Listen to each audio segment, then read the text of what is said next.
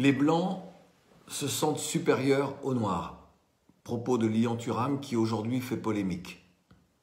En réalité, les réactions des uns et des autres prouvent que Lilian Thuram a raison.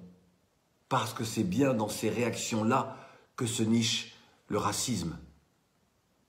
Nous sommes dans un pays où l'indignation est sélective.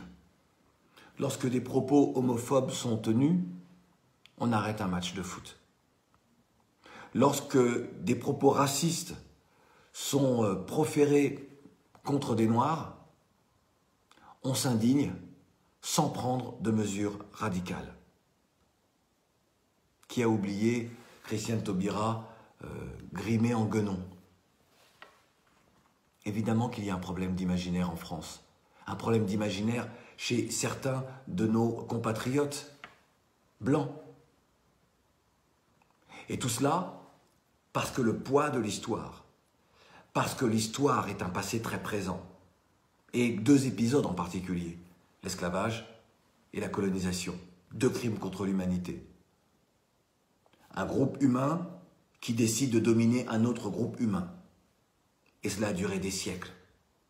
Comment voulez-vous que dans les imaginaires, dans la perception que l'on a de l'autre, qu'il n'y ait pas cela, de façon très inconsciente d'ailleurs, chez certains, et consciente chez d'autres. Comment voulez-vous qu'il n'y ait pas de résidus de tout ça? Qu'il n'y ait pas même des rhizomes invisibles et qui conduisent certains à avoir des comportements et des propos inacceptables, mais aussi, et c'est peut-être le plus grave, qui expliquent le manque de réaction réelle face à ce racisme envers les Noirs.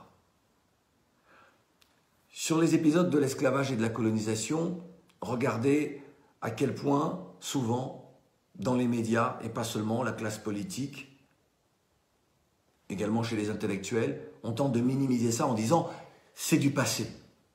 Je le répète, ces pans de l'histoire de l'humanité sont des passés très présents. Souvenez-vous, février 2005, certains députés tentent de faire voter ce projet de loi afin de dire aux Français que dans la colonisation de l'Afrique, eh bien, il y a eu des aspects positifs. La domination d'un groupe humain sur un autre ne peut pas avoir d'aspect positif. À moins qu'on hiérarchise donc l'humanité. Et on en revient au propos de Lilian Thuram. Certains se sentent supérieurs à d'autres parce qu'ils les ont dominés.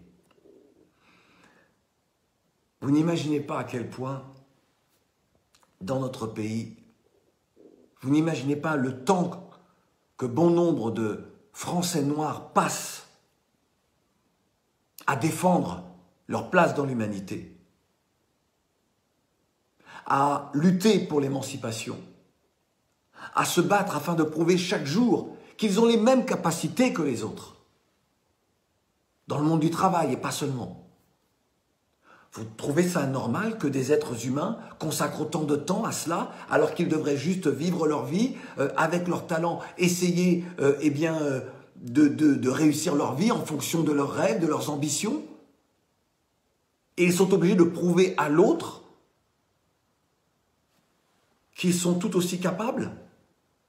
Cela veut bien dire que certains ont intégré le sentiment d'infériorité qui leur est imposé dans cette confrontation quotidienne, permanente, violente de l'infantilisation. La contradiction que certains tentent d'apporter au propos de Lilian Thuram, arguant même qu'il aurait dérapé, est incompréhensible pour les victimes de racisme permanent en France. Incompréhensible. C'est même vécu comme une nouvelle injure. Plutôt que de se draper dans cette bien-pensance faussement humaniste et antiraciste, il faudrait peut-être enfin que la France accepte de donner la parole à ceux qui sont les victimes de ce racisme-là et qui ne veulent plus attendre que les mentalités évoluent pour avoir une vie normale.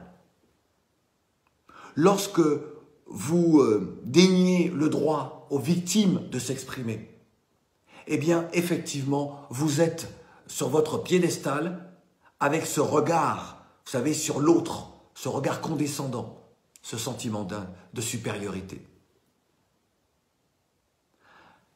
La France ruse avec ses principes républicains d'égalité. Le problème est qu'aujourd'hui, toutes les victimes de ce racisme permanent ne se tairont plus, très clairement. Je voudrais vous donner un exemple. L'outre-mer français. Comparez l'outre-mer français et les régions de l'Hexagone. Alors l'outre-mer français, les Antilles, la Guyane, l'île de la Réunion, Mayotte, comparé à nos régions hexagonales. Eh bien, il y a des inégalités de traitement qui perdurent et on ne peut les expliquer si ce n'est par le poids de l'histoire et le regard que l'on a, regard différencié que l'on a sur l'autre.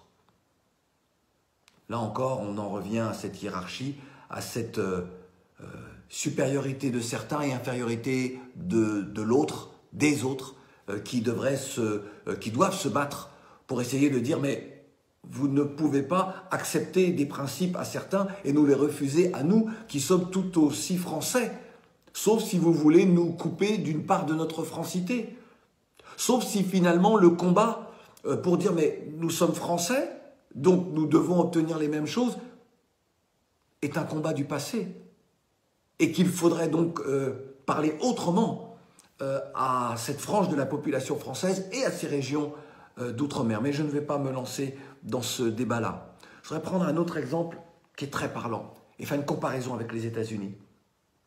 Vous avez probablement vu ce général de l'armée de l'air réunissant tous les militaires, qu'ils soient soldats, sous-officiers ou officiers de la base, parce qu'il avait